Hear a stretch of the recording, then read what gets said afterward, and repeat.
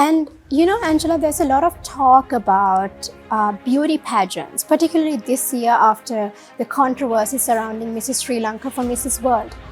What do you think of this? What is your perspective? Don't need a beauty contest to be seen unless you have that severe mental deprivation that you need to be seen, you need a lot of attention, you want to promote yourself.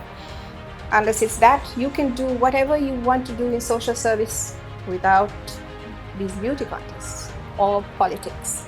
I mean, if you want to serve people, do you really have to get into politics? You don't. That's what I realized.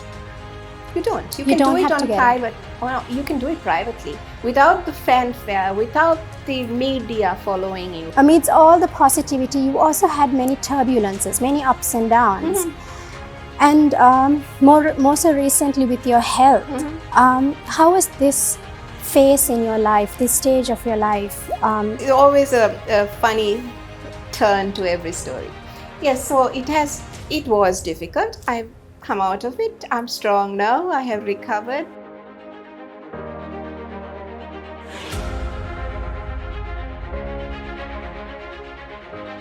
Welcome everyone, you're watching another episode of Conversations with Alanki.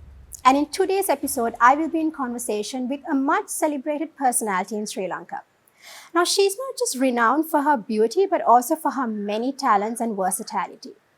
Quite outspoken and fearless and bold, yet she remains grounded and genuine. Her strength and resilience is something I must say I quite admire.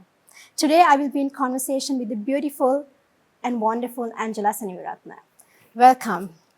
Thank you, Alanki. I'm delighted to be here. We've tried so hard for so many months to make this date. Indeed, I'm so glad it's finally happening. It is, yes. There's so much I want to talk with you, but first tell me, how is life treating you? Wonderful. It's always good.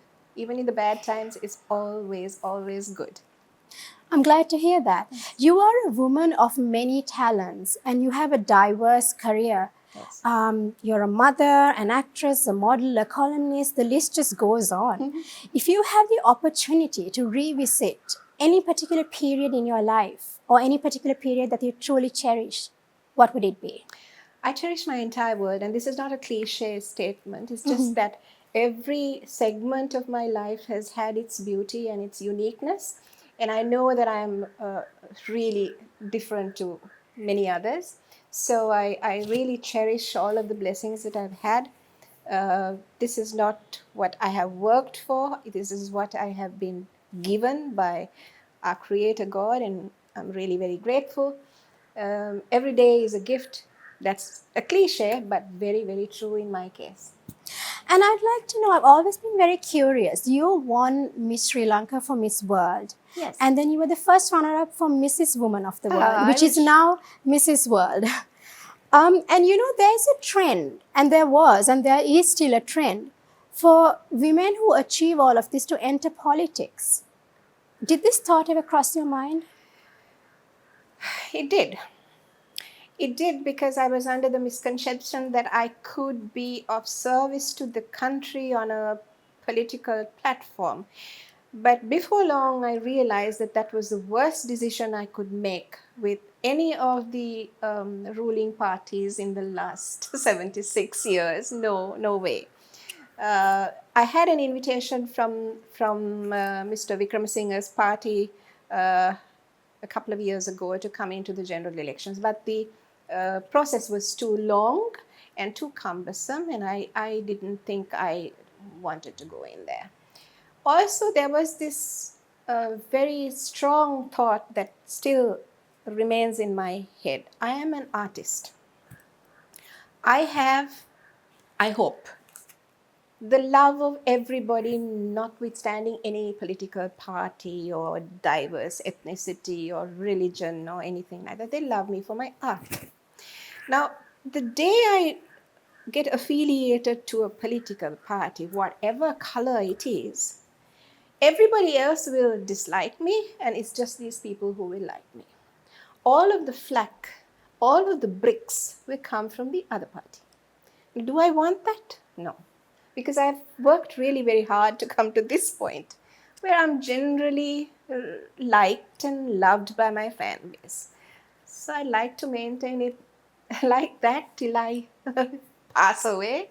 Do you think I mean, if you want to serve people, do you really have to get into politics? You don't. That's what I realized. You don't. You You can do don't it have to on get it. private. Well, you can do it privately without the fanfare, without the media following you. You can do it because it's the person who is receiving your aid or your assistance who will bless you anyway. Absolutely. And you know, Angela, there's a lot of talk about beauty pageants, particularly this year after the controversy surrounding Mrs. Sri Lanka for Mrs. World. What do you think of this? What is your perspective? Ah, Alanki. Let me go back many, many decades. When we, And as I'd like to say there's a reason I'm asking you this. It's because many, many years ago, you were the first runner up for Mrs. Woman of the World, which is now known as Mrs. World. that's right.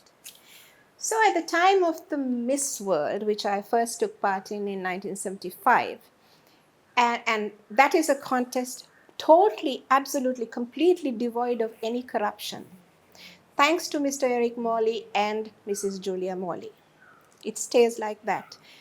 The world over, there's absolutely no corruption.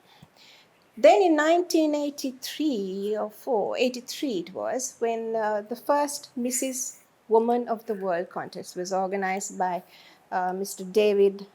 And there was no problem there either because the rules were very explicit. You had to be married, currently married, you had to be over 18, you had to be a resident of the country that you are representing. I took part. I was the runner-up. Mrs. Sri Lanka was Rosie Senanayake. She took part in the world contest where there were some 50 odd people or 60, I'm not very sure. She was the clear winner. The jury was very, very correct in choosing her. She brought glory to Sri Lanka, and that was it. 35 years have gone from that date to this year when we had the Mrs. Sri Lanka contest. My first question, why did it take so long? Number two, because she was also very, very animatedly involved with the Mrs. World Incorporated. That I'm talking of Rosie. Then 35 years later, we have the Mrs. Sri Lanka contest. This Mrs. Sri Lanka contest has been worked for from 2018. And that the foundations was laid by this lovely lady who was the COO of the Mrs. World Incorporated. Libby Crawford is her name. She's the one who instilled all of the foundations with the franchise holder before the current Mr. Jayasinghe. The one before was Miss Dantaranayan Vasana. And for whatever technical problem or whatever it is, Vasana gave up her contract, and then they chose Mr. Jayasinghe. Now, Mr. Jayasinghe has no experience as a franchise holder. He's a wonderful beautician, a bridal dresser, excels in his art, but he's no franchise holder for pageants. The first contest that he had in 2018, I have evidence of the scores being tampered with, and the rightful winner was not given her title. The person who was the rightful winner was marked 0-0 in two of the contests, and there was so much of favoration.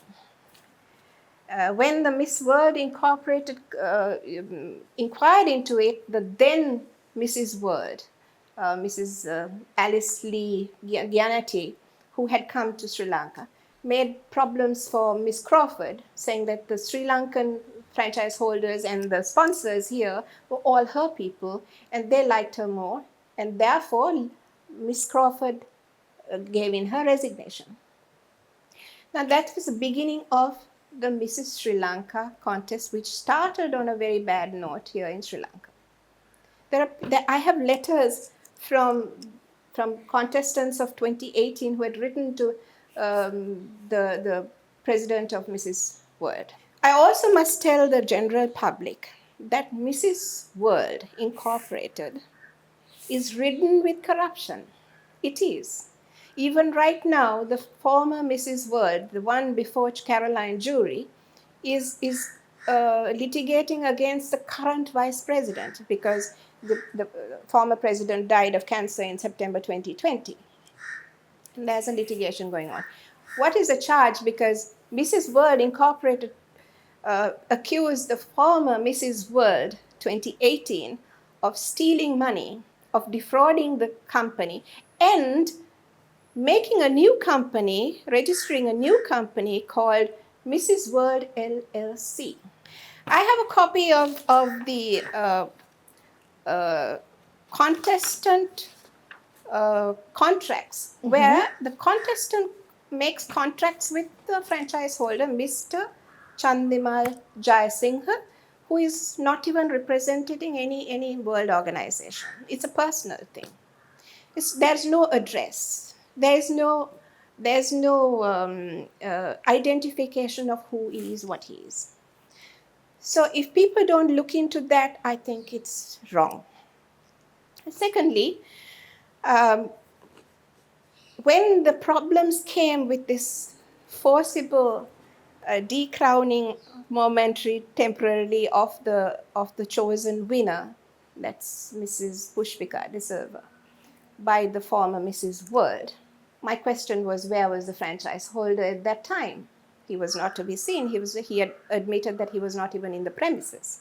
How does a franchise holder go away at the crisis of this thing? Secondly, when it was all published that she is a single mother, please note, I am all for single motherhood. I have been a single mother. I'm all for single motherhood.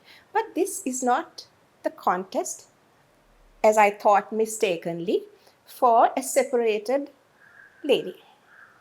It was, in my mind, a contest for the very healthy marriage, where you share your life with a husband who lives in your house, to be factual, and also with your family. Not when you make public statements that I am a single mom and I am looking after my child. When all the controversy came, there's also corruption where I can also prove that there was this letter that was purported to be from the Mrs. World contest dated 20th of April. This is not the pattern in which the dates are written in the Mrs. World Incorporated. Secondly, these sort of letters are drafted by a lawyer who is stationed in Minnesota, and it's not signed. Third thing, they can't even get the name correctly. Caroline Jury is spelled Caroline Jury. I don't expect a body as big as Mrs. World Incorporated to make such mistakes. No. And then Caroline Jury, former Mrs. World, did say that this pageant was not fair. And then what you say, and do you think that this particular pageant was indeed not fair? It was not fair at all. First of all, so are these titles sold for money? Because there's much speculation that these titles are sold for money. A lot of contests in Sri Lanka now have their crowns sold for exorbitant amounts of money, and there have been investigations. We know about it. But in this particular contest, which is a big name, this is the fourth title in the world contest, not in the major contests, but in the sub-contest. This is one of the big names. So much of corruption. So the unfortunate thing that I have to say is the Mrs. World body will not take any action, simply because it will be just bad publicity. So they let go of things. So things like technically, people thought that, oh, she is married, but she's separated. Yes, technically she is married, but that is not the idea of this contest, as I thought. Again, I repeat, as I thought. It's a mistake. Now they allow people who have been separated. Now they allow people who have been divorced. The franchise holders of their countries, for instance, Belarus, Vietnam, South Africa, had franchise holders who gave in papers that showed that these people are having a happy, healthy marriage. Then the other question is, Mrs. World Incorporated, even though there's a rule that you have to be a resident of your country that you're representing, now they allow people, including the last Mrs. World 2018, who are Americans, who are resident in America, representing Hong Kong and Vietnam and these people. So they allow that. So then they go against their own rules. So where is the fairness there? Before we talk about fairness here in Sri Lanka, in the main body, where is the fairness? So if these main bodies and pageant and franchise holders are not in fact fair, and if they do turn a blind eye, what happens to the other contestants? They Exactly. spend so much money and time and energy Precisely. preparing for this contest, Precisely. believing that they stand a chance to win. Absolutely. That's what I have been fighting for many, many years. And I'm known as a terrible person where beauty contests are concerned because I'm ruthless. You have to be fair. I have been there. I have gone through this. I know how it feels when you are not treated right. In this contest, one particular contest had all of the benefits when all of the other 11 contests were just thrown about in the corridors, dressing up in corridors. They didn't have the facilities. As an artist, how do you think Sri Lanka should go forward in terms of these beauty pageants and also the cinema industry? Two different departments. Where the beauty contests are concerned, there has to be a regulating body, very important. And I don't know who will do that regulating body because the government itself is corrupt. So if it's a governmental regulating body, then we can expect a lot of corruption there. If it's a private body of people who are akin and related to the industry, it might be a better idea. But they have to be strict because one must never forget whoever wins this contest, it could be anyone. The day she leaves the Sri Lankan immigration and boards a plane, she's no longer Miss or Mrs. So and so. She is Miss Sri Lanka or Mrs. Sri Lanka, which is a whole different new identity. Her whole picture changes. So it's a huge responsibility. You have to forget yourself. This queen of today, she uses a lot of social media to promote herself, well and good. But she sees us to be Miss De Silva or Miss whatever she calls herself. Miss De Silva going into a Mrs. contest, so that's hilarious. She has to forget that she is who she is, but she is the face and the body and the spirit of Sri Lanka, which is different. And there's a question that many tend to ask nowadays.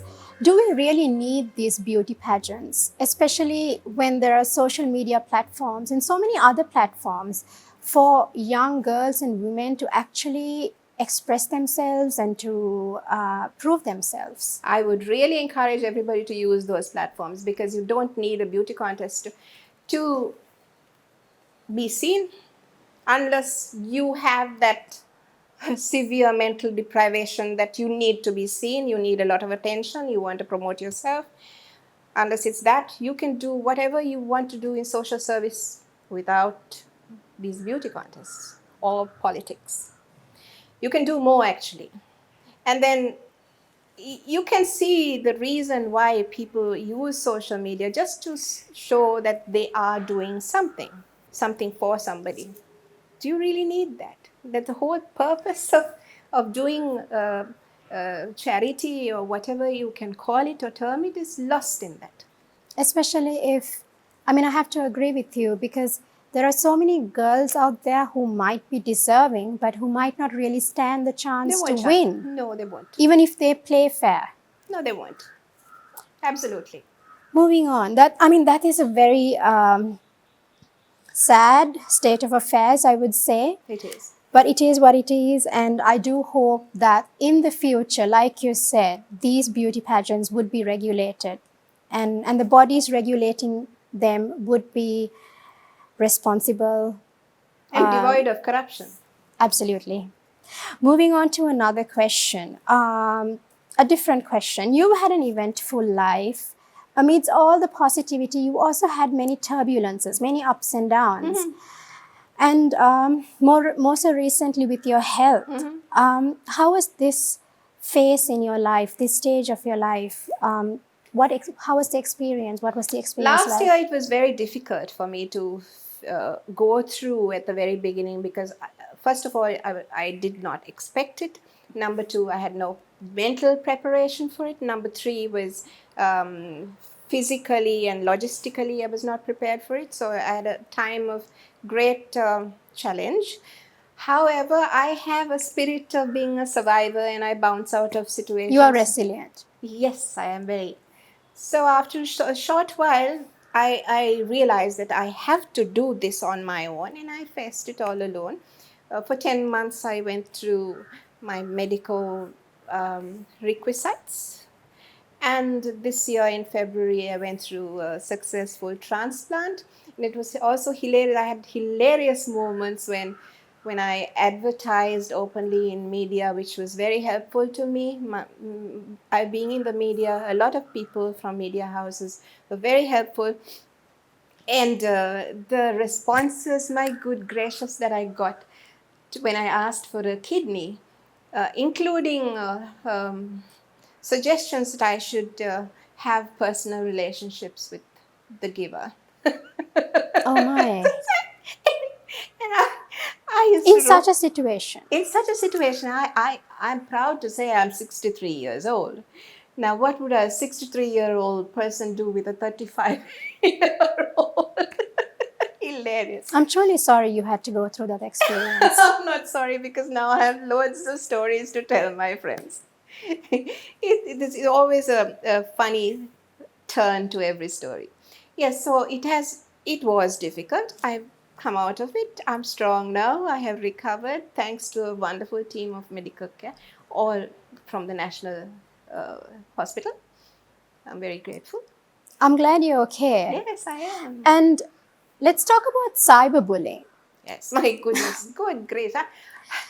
If scars should show, I would be a very, very, very much a bandaged person because ever since 2007, from the beginning of the cyber awareness and accessibility in Sri Lanka, I am a victim, even as near as 2 days ago. There is that one person who will start a flood of accusations and insults and body shaming. And the latest being that I'm very old. And I had to say that I'm very proud of being my age. Because I am. It just means you've lived long enough. I have. Much more than the person who is telling me this. And that no amount of makeup will cover up my age.